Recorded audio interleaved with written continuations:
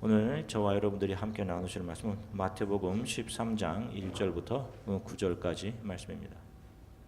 마태복음 13장 1절부터 9절 하나님의 말씀을 한 목소리로 같이 읽으시겠습니다.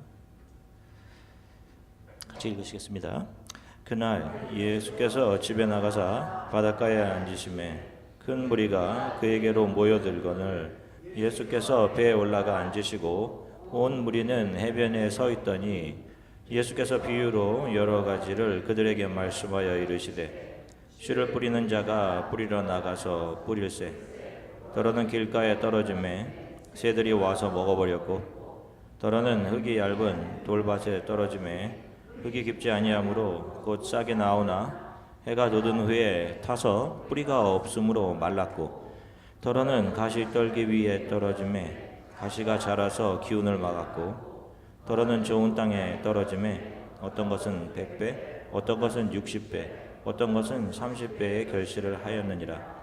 귀 있는 자는 들으라 하시니라. 아멘. 할렐루야. 여러분 한 주간 동안 평안을 하셨습니까?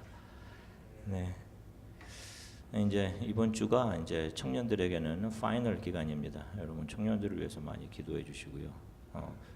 올해 정말 2019년이 정말 빨리 지나간 것 같아요. 계속 겨울이라서 더 그랬던 것 같은 느낌도 있고 또 이번에 또 졸업하는 청년들도 있습니다. 벌써 이곳에서 우리와 4년을 함께 하다가 또 떠나는 그런 청년들도 있어요. 4년 동안 들만큼 정이 들었는데 또 이렇게 보내야 할 때는 참 마음이 많이 아픕니다. 그럼에도 불구하고 어디를 가든지 또 이곳에서 들은 말씀과 또 함께 드린 예배들 이런 것들이 여러분들의 귀한 신앙의 뿌리가 되어서 어디를 가든지 예수 그리스도의 좋은 제자로 예수 그리스도의 빛과 또 예수 그리스도의 은혜와 사랑만을 삶에서 반산해내는 그런 삶을 살기를 주 예수 그리스도의 이름으로 간절히 축원합니다. 오늘부터 몇 주 동안은 예수님께서 우리에게 주신 몇 가지 비유의 말씀들을 좀 설명을 하며 또 좀 살펴보도록 하겠습니다. 자, 오늘 우리가 첫 번째로 살펴본 비유는 대부분 크리스찬들이 밭의 비유로 이해하고 있는 비유입니다. 우리가 이 부분에 대한 말씀을 교회에서 그렇게 듣고 배웠기 때문입니다. 저도 이 부분의 설교를 수십 번 듣고 자라왔습니다. 대부분 교회 리더들과 목사님들이 이 이야기를 밭을 중심으로 설교를 해 주셨습니다. 여러분들도 저와 다르지 않다라고 생각을 합니다. 씨는 말씀인데 그 말씀이 떨어지는 마음밭이 네 곳이 있는데 그중 하나가 길가고 다른 하나는 돌짝밭이고 다른 하나는 가시떨기들 속이고 마지막이 좋은 밭인데 우리는 열심히 노력하고 선하게 행동하고 하나님 말씀에 의심하지 말고 신앙생활 잘해서 좋은 밭이 되어야 한다라고 설교를 들었고 그렇게 이 본문을 이해하고 있을 것입니다. 조금도 문제가 없어 보여요. 저도 청년의 때까지 이 말씀을 그렇게 배웠고 그렇게 이해해 왔었습니다. 그래서 참 많은 시간을 열심을 내어서 나도 하나님 앞에 좋은 밭이 되어 보고자 노력을 했었어요. 그런데 더 열심을 내면 낼수록 내 안에서는 잘 해내지 못하는 내 자신에 대한 더 많은 죄책감만이 쌓여갔습니다. 그래서 젊은 시절 한때를 이런 죄책감의 무게로 버거워하면서 절망하면서 보냈던 그런 적이 있습니다. 그런데 조금만 성경을 주의 깊게 살펴보면 예수님께서 주신 이 비유가 무엇을 의미하는 것인지 분명히 명확하게 알 수 있습니다. 같은 비유를 말씀하고 있는 누가복음 8장 4절 5절도 함께 같이 읽어보겠습니다. 같이 읽겠습니다. 각 동네 사람들이 예수께로 나와 큰 무리를 이루니 예수께서 비유로 말씀하시되 씨를 뿌리는 자가 그 씨를 뿌리러 나가서 뿌릴새 더러는 길가에 떨어짐에 밟히며 공중의 새들이 먹어버렸고. 자, 보시면 이 비유에서의 주인공은 누구입니까? 밭입니까? 아니면 씨를 뿌리는 farmer, 농부입니까? 예, 씨를 뿌리는 농부입니다. 잘 생각해 보세요. 밭이 자기의 힘이나 노력으로 스스로 좋은 밭이 될 수 있습니까? 흙에 불과한 밭이 스스로 좋은 밭으로 변할 수 있는 가능성은 제로입니다. 농부가 그 밭을 기경을 해 주어야 좋은 밭이 될 수 있는 것입니다. 그래서 이 비유는 밭의 비유가 아닌 씨 뿌리는 자의 비유인 것입니다. 여기서부터 이 비유가 해석이 되어져야 되는 거예요. 이 밭은 하나님을 떠나 영적으로 죽어 무력한 상태에 있는 인간, 스스로는 살아있다라고 하지만 죽은 흙에 불과한 아담들, 인간들을 의미합니다. 하나님을 떠나 죄와 허물로 죽은 인간들의 상태가 바로 길가이며 돌짝밭이며 가시밭인 거예요. 곧 죽을 줄 모르고 있는 것입니다. 이 씨 뿌리는 자가 씨를 뿌리는데 어디다 뿌립니까? 길가에도 뿌리고 돌짝밭에도 뿌리고 가시 덤불 안에도 뿌리는 거예요. 자, 이것이 무엇을 의미하는지 예수님의 해석을 한번 볼게요. 마태복음 13장 18절부터 23절입니다. 같이 읽겠습니다. 씨 뿌리는 비유를 들으라. 아무나 천국 말씀을 듣고 깨닫지 못할 때는 악한 자가 와서 그 마음에 뿌려진 것을 빼앗느니 이는 곧 길가에 뿌려진 자요 돌밭에 뿌려졌다는 것은 말씀을 듣고 즉시 기쁨으로 받되 그 속에 뿌리가 없어 잠시 견디다가 말씀으로 말미암아 환난이나 박해가 일어날 때에는 곧 넘어지는 자요 가시떨기에 뿌려졌다는 것은 말씀을 들으나 세상의 염려와 재물의 유혹 말씀이 막혀 결실하지 못하는 자요 좋은 땅에 뿌려졌다는 것은 말씀을 듣고 깨달은 자니 결실하여 어떤 것은 100배 어떤 것은 60배 어떤 것은 30배가 되느니라 하시더라. 아멘. 자, 이 예수님의 해석을 보고 참 많은 설교자들이 우리가 노력해서 세상의 박해에서 이기고 의심하지 말고 세상의 재물의 유혹에 넘어가지 말고 믿음으로 좋은 밭이 됩시다 라고 설교했고 지금도 그렇게 하고 있으며 성도들은 그것을 아멘으로 받았고 지금도 그렇게 하고 있습니다. 그러면 묻습니다. 제가 여러분들은 스스로의 노력으로 나름 괜찮은 밭이 되어가고 있다고 생각을 하십니까? 죄송하지만 목사인 저도 늘 하나님의 말씀에 저를 비추어 보면 턱없이 부족합니다. 그래서 늘 죄송합니다. 이 몸은 늘 사망의 종노릇해요. 보이는 것을 쫓아가려고 하고 육의 욕망을 쫓아가려고 합니다. 다른 사람의 칭찬에 민감하고 다른 사람의 관심에 민감하고 다 생각하는 것이 내가 내놓는 모든 것이 다 내 중심적인 것들 뿐입니다. 그래서 정말 바울처럼 누가 이 사방의 몸에서 나를 건져내겠습니까? 라는 말을 수십 번씩 반복해요. 하나님의 은혜가 아니면 할 수 없는 거죠. 감히 제가 하나님의 말씀을 설교할 수 있습니까? 여러분들은 어떠십니까? 여러분 늘 자기중심적이지 않으세요, 여러분? 여러분들 의심하지 않으세요? 여러분 실수 많이 하시죠, 하나님 앞에. 그 말씀대로 살아가려고 하면 내가 예배 드리는 자리에 이렇게 나와서 예배 드리면 내가 세상 사람들에게 뒤처지는 것 같아요. 그런 두려움 여러분 다 있으시잖아요.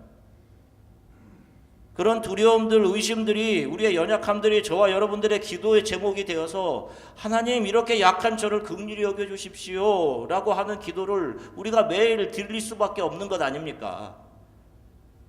저의 기도 제목도 늘 이겁니다. 하나님 제발 저를 좀 긍휼히 여겨주세요.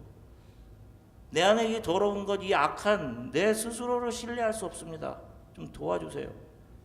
그런데 바로 이 두려움과 이런 의심들 속에서 자신의 살을 깎아낼 듯한 그런 잃어버림에 대한 아픔들, 기만과 미움과 자기자랑, 죄로 가득 찬 자기 자신에 대한 그런 두려움, 자신 없음 그대로를 가지고 하나님 앞에 나아가서 그분 앞에서 주님 도와주십시오. 제 마음은 길가입니다. 돌짝밭입니다. 가시밭 덤불 속입니다. 하나님의 말씀이 이 속에서 늘 제대로 잘하지를 못해요. 도와주세요 라고 그분에 엎드리는 자들이 바로 농부이신 하나님의 손에 의해서 그들 안에 자라난 세상을 사랑함, 자기를 사랑하고 자기를 자랑하고자 함에 가지들이 잘려지고 뽑혀지고 세상에서 성공하고자 하는 추구들, 자기의 자존심들, 돌처럼 자리 잡고 있는 그런 것들이 빠져서 예수가 거하시는 좋은 밭, 좋은 성전으로 기경되어 가는 것입니다, 여러분. 그걸 하나님이 하시는 거예요. 하나님은 이것저것을 잘해서 우리가 하나님 앞에 나와서 하나님 보세요, 내가 이런 일을 했습니다. 내가 예배 매주일 나와서 잘 드리고 11조 생활 잘하고요, 기도 생활 잘했습니다. 내가 이렇게 신앙생활 했어요. 내가 세상에서 이런 성과를 냈습니다. 착하게 잘 살았어요 라고 고백하는 자들의 그런 자랑을 기뻐하지 않으십니다. 이런 자랑을 남기는 것이 기독교 신앙생활이 아닙니다. 하나님, 저를 긍휼히 여겨주십시오. 제 안에 여전히 세상을 사랑함이 있습니다. 다른 이들보다 더 정의롭고 선한 사람, 성공한 사람이라는 칭찬받기 원하는 욕망이 제 안에 있습니다. 저를 긍휼히 여겨주세요. 늘 실수하는 저를 용서해 주세요 라고 하는 자기 부인과 회개의 자리로 내려가 앉는 것이 여러분 신앙생활인 거예요. 여러분, 어디를 가든지 꼭 기억하세요. 여러분, 이것이 신앙생활입니다. 여러분,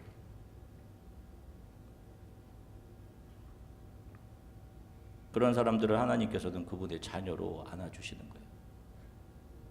그래서 우리가 서로에게 왜 그렇게 믿음 생활 잘 못해?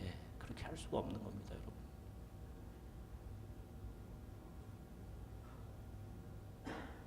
우리의 힘으로 좋은밭이 되자는 그런 가르침이 인본주의라는 그럴싸해 보이는 포장지에 담아낸 반성경적인 가르침인 거예요. 모퉁이 돌이신 예수께서 자신의 품을 떠난 탕자들을 향한 사랑과 열심으로 그런 자들의 그 마음속에 있는 의심, 가시덤불, 세상을 사랑하고 재물을 사랑하는 우리의 딱딱한 돌들을 부수어 내주시는 것입니다. 그래서 마태복음 21장 44절에서 예수님께서 이렇게 말씀하시는 거예요. 같이 읽으시겠습니다. 이 돌 위에 떨어지는 자는 깨지겠고 이 돌이 사람 위에 떨어지면 그를 가루로 만들어 흩으리라 하시니. 아멘. 돌같이 마음이 딱딱해져서 하나님을 의심하고 세상을 사랑하며 내가 얻은 성공과 돈인데 내가 누릴 자격이 있잖아요. 그렇게 자기 몫을 챙겨서 하나님 품을 떠났던 그 탕자의 마음들을 모퉁이 돌 대신 예수 그리스도가 우리 마음 안에서 부수어내시는 겁니다. 그래서 저와 여러분들을 정결한 하나님의 사람, 주가 거하시는 거룩한 성전이 되어 가도록 하시는 거예요. 비유는 바로 이런 우리를 향한 하나님의 사랑과 열심, 우리 안에 있는 세상을 사랑하는 마음, 의심, 두려움들을 부수어 내시는 일방적인 하나님의 열심, 그리고 아버지가 계신 곳을 바라보며 감히 저는 아버지 아들이라 불릴 자격조차 없습니다라고 눈물을 흘리며 머리 숙이고 머뭇하고 있는 사람들을 그분의 가슴으로 안아주시는 하나님의 자비와 긍휼을 그려내고 있는 것입니다. 여기에 우리의 노력은 조금도 가미될 공간이 없는 거예요. 여러분, 기독교라는 것은 하나님의 은혜 안에 발견되어서 그분의 은혜만을 깨닫고 그 은혜에 반응하며 살아가는 사람들의 신앙과 삶의 방식을 통틀어서 정의하는 용어입니다. 그것이 크리스찬이티예요. 크리스찬이티, 우리가 찬양한 것처럼 예수를 닮아감이 있는 겁니다. Jesus like. 우리가 예수를 닮아가는 데에는 오직 하나님의 열심과 사랑만이 필요한 거예요. 여러분, 우리의 노력, 성과, 결과물인 그런 바벨들이 가미되면 여러분 그것은 십자가의 은혜를 깎아내리는 거예요. 38년 된 병자가 베데스다라고 하는 연못에 매일매일 나와서 앉아 있습니다. 그 못에 천사가 가끔씩 한번 내려와 물을 동하게 하는데 거기 가장 먼저 들어가는 자는 병이 낫는다는 전설이 있었기 때문이에요. 그곳에 매일 아침 나오는데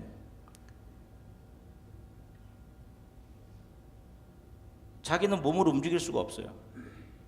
수많은 병자들, 자신의 병이 낫고자 하는 자들의 사활 걸린 경쟁의 긴장감이 그 베데스다 연못 주위에 있어요. 자, 베데스다라는 이름, 베트, 집입니다. 헤세드, 긍휼, 긍휼의 집이에요. 여러분, 이름이 참 아이러니하게. 그런데 긍휼이 없고 서로 낫고자 하는 치열함만 있는 곳, 바로 그것이 세상입니다. 이 세상에 우리는 치열하게 다른 이들을 밀어내고라도 내가 원하는 바를 얻기 위해 사활을 거는, 여러분 그것이 바로 이 세상이라니까요. 그래서 나와 비슷한 상황에 있는 누군가가 내가 원하던 자리에 먼저 올라가면 그들이 좋은 결과를 먼저 내면 우리의 마음은 쓰린 겁니다. 거기에 누가 매일 앉아 있어요? 38년 동안 몸이 마비되어서 움직이지 못하는 사람이 있습니다. 여러분, 이 사람의 나을 기회가 있겠어요? 자기중심적이고 자기만 먼저 생각하는 약육강식의 가치관으로 점철된 그 세상 속에서 누가 자기의 평생 소원인 치유의 기회를 이 사람에게 양보하겠냐고요. 이 사람은 자기가 그 안에 들어갈 힘이 없는 겁니다. 누가 넣어줘야 돼요, 거기에. 누가 그 기회를 양보하겠어요, 여러분? 음식은 조금 나눠줄 수 있을 것 같아요. 이건 좀 더 먹어 할 수는 있겠죠. 치유의 기회만큼은 양보 못하는 겁니다. 그래서 38년 된 병자는 하늘만 애타고 바라보고 있는 거예요. 그때 예수께서 이 사람에게 찾아오시는 겁니다. 네가 낫고자 하느냐 하시는 거예요. 그 연못의 사고방식, 생존 방식으로 이 사람은 절대로 나을 가망성이 없는 겁니다. 그렇게 가망 없는 사람이 자신에게 직접 찾아오셔서 은혜로 그를 만져주시는 예수 그리스도에 의해 낫게 되는 것입니다. 이 사람이 무엇을 했어요, 여러분? 아무것도 한 것이 없습니다. 세상적인 방법이 하나도 적용되지 않는 거예요. 그래서 은혜인 겁니다, 여러분. 그런데 왜 자꾸 교회에서조차 무엇을 하는 것에 신앙의 초점을 맞추느냐고요. 은혜의 예수만 바라보면 있어야 되는 겁니다. 착하고 선하고 정의롭게 행동하고 사회를 바꾸고 하는 것을 통해 인간은 절대로 구원에 이룰 수 없습니다. 그런 것들은 다 가이사에게 속한 것들이잖아요. 이 세상에 속한 것. 이 세상의 통치 원리들 힘 대 힘으로 부딪혀 끌어내리고 누군가 새로 올라가고 자신의 정의로움 증명하고, 그래서 예수께서 가이사의 것은 가이사에게, 하나님의 것은 하나님에게 라고 하신 겁니다. 이 세상에서 잘 살고 싶으신 분들, 정의를 이 땅에서 추구하고 그것을 유토피아라고 생각하시는 분들, 그런 분들은 세상에서 열심을 내고 사시면 됩니다. 세상의 지혜로. 그러면 그런 분들은 이 세상에서 가이사의 것은 얻을 수 있게 될 것입니다. 그러나 하나님의 것은 얻지 못합니다. 하나님의 것은 그분의 은혜 안에 나의 모든 것을 맡겨질 때 그분이 주시는 거예요. 나는 자격이 없습니다 라고 할 때 그분이 아들의 옷을 입혀주시는 것입니다. 그래서 그 절 아주 좋아했던 미국의 팝 가수 프랭크 시나트라라는 분이 불렀던 유명한 노래 My Way라는 노래가 있습니다. 여러분들 다 이 노래 멜로디들 기억하실 거예요. 이 노래가 이렇게 시작합니다. And now the end is near, and so I face the final curtain. My friend, I will say it clear. I will state my case, of which I am certain. I've lived a life that's full. I've traveled each and every highway, and more, much more than this. I did it my way.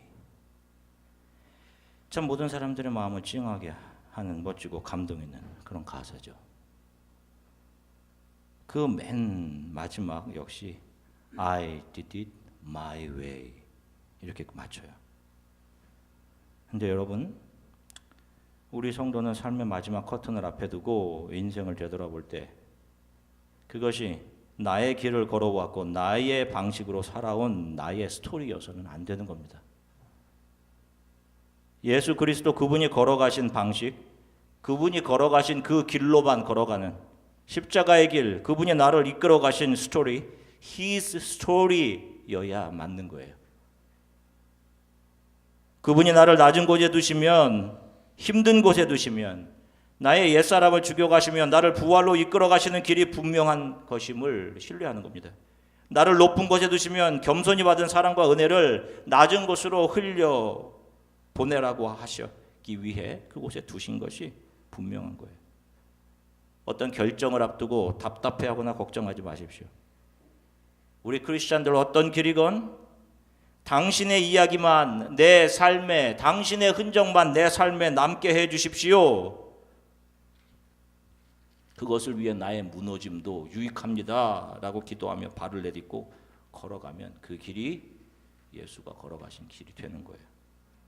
언젠가 우리 삶의 무대의 마지막 커튼을 맞이하게 될 때 우리는 I did it my way가 아니라 I did it his way, he did it my way여야 맞는 삶을 사신 거예요. 여러분 이런 삶을 사시기를 주 예수 그리스도의 이름으로 간절히 축원합니다. 잠시 기도하겠습니다. 하나님, 제 노력으로 무엇인가를 이루려는 삶 속에서 믿음의 방향을 잃고 살아갈 때가 참 많이 있었습니다. 분주하게 마치 내가 내 힘으로 무엇을 성취해야 되는 것처럼, 저거 이루지 못하면 어떻게 하나, 잃어버리면 어떻게 살아가나 하는 염려, 두려움들이 제 안에 있습니다. 여러분, 그러나 그것이 이상한 것이 아니에요. 여러분, 그런 부족함들, 두려움들은 우리를 하나님 앞에 무릎 꿇게 하시는 우리의 연약함입니다. 하나님을 떠난 모든 사람들 안에 있는 연약함, 약함이에요. 그걸 가지고 세상으로 가시면 안 되는 거고, 그것을 갖고 예수 그리스도의 발 앞으로 나오시면 되는 거예요. 하나님 도와주세요. 저를 좀 도와주세요. 결국 그런 우리 안에 있는 두려움과 세상을 사랑함, 지독히 이기적인 것들을 예수 그리스도께서 그 돌들, 그것들을 다 기경시키시고 거룩한 성전으로 만들어 가실 것입니다. 날마다 내가 부인되고 내 삶에 예수 그리스도만 나타나게 해주세요. 내 삶이 그분의 스토리, 그분이 걸어가신 십자가의 길을 걸어가는 그런 삶 되게 해주세요. 잠시 살아가는 이 세상 속에서 하나님만을 높이는, 하나님의 은혜와 사랑만을 이 세상에 온전히 반사해내는, 하나님이 저를 서 있게 하시는 그곳에서 예수 그리스도의 반사경으로 살아가게 도와주세요. 우리 이렇게 잠시 함께 기도하겠습니다. 사랑해 주님 참 감사합니다. 늘 주님 앞에 부족하고 연약합니다. 아무리 이 마음속을 살펴보아도 하나님, 이 마음속에는 시커먼 죄 이외에는 아무것도 없습니다. 나 자신만을 위하며, 나 중심적으로 생각하며, 눈에 보이는 것이 이루어지지 않는 것들 때문에 두려워하고 염려하는, 하나님, 돌짝밭과 같고 길가와 같은 주님, 우리의 마음을 긍휼히 여겨주십시오. 이것이 우리의 마음입니다. 선한 것이 하나도 없습니다. 주님, 이런 우리를 긍휼히 여기셔서 모퉁이 돌 대신 예수께서 오셔서 하나님, 우리 안에 있는 하나님 자라난, 하나님 되어 자라난 우리 자신들을 무너뜨려 내어주시고 닦아내어주시는 하나님의 은혜로 우리가 주님이 거하시는 좋은 성전으로 기경되어 가는 믿습니다. 연약한 가운데서도 주 예수 그리스도의 발 앞에 엎드림을 잊지 않게 하나님 도와주십시오. 늘 산같이 서 계시는 주님 앞 하나님 엎드려 기도하며 우리의 삶으로 그 예수만을 온전히 증거해내게 해주십시오. 예수가 걸어가신 그 길로 당신의 스토리,